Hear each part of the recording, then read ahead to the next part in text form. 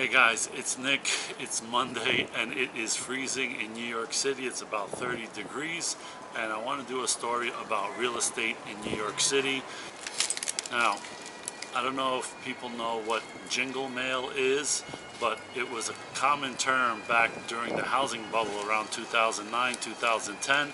And what it is people, the typical person who maybe had a house in Phoenix and the house went up and then he took a adjustable rate home equity loan and bought jet skis and Harley Davidsons, and then when the price went down he had no equity in the house and didn't want to keep paying the bills because maybe he lost his job or something like that. So what they did was, instead of going to court and fighting the foreclosure or anything like that, they would just take their house keys, put it in an envelope and send it right back to the bank.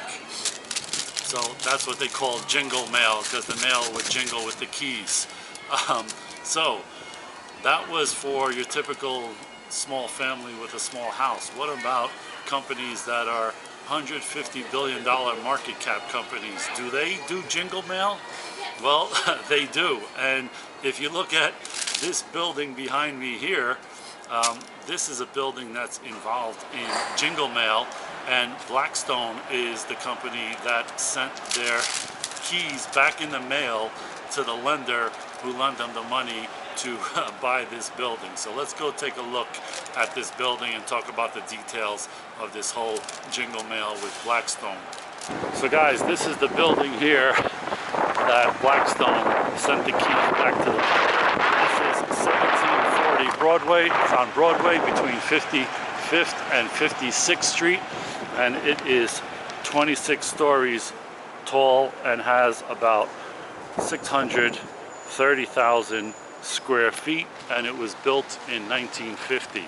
So Blackstone originally bought this in 2014 for about $605 million from Vornado Realty Trust, and they had recently, a few years back, I think 2015, they took a loan on it by doing a commercial mortgage-backed security with a single security. That's kind of like buying an ETF with only one stock in it.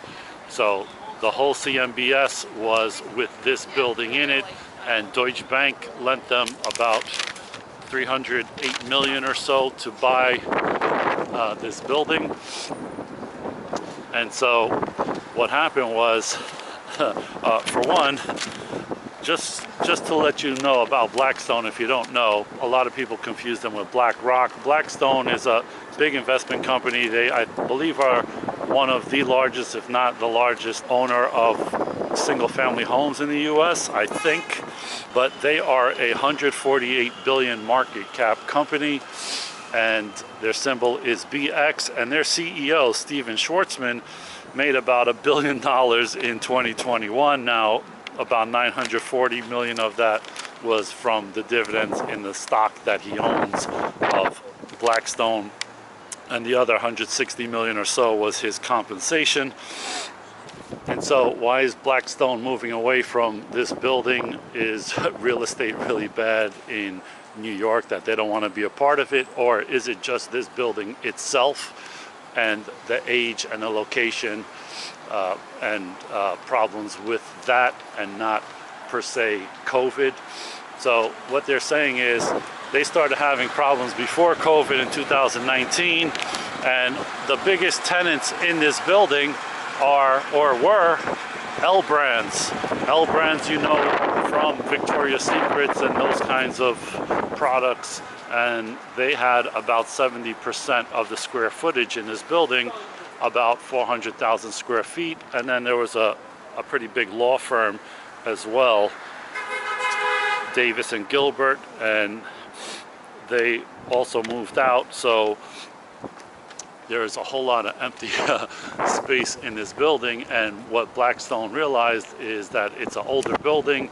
Maybe the location is not ideal for the type of clients that are moving into Manhattan for office space, and so the money they would have to put in, to bring it up to par to be able to lease it again on a large scale is probably not worth it, considering that maybe the building's value has decreased in the time since they bought it, so they decided to just hand it back to the lender.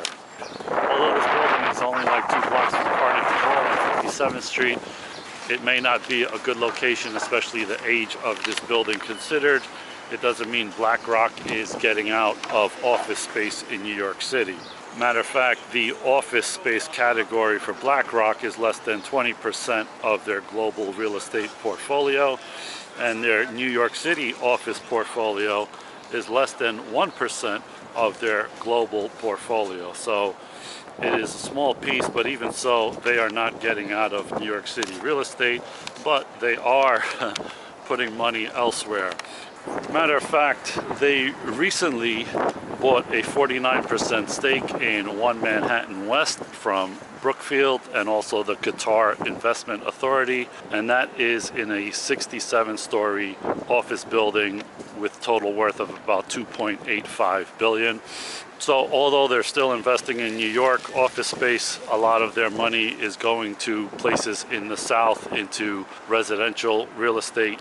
They recently bought for $3.6 billion Blue Rock Residential Growth REIT, which has 30 multifamilies with about 11,000 units in Atlanta, Phoenix, Orlando, Denver, and Austin.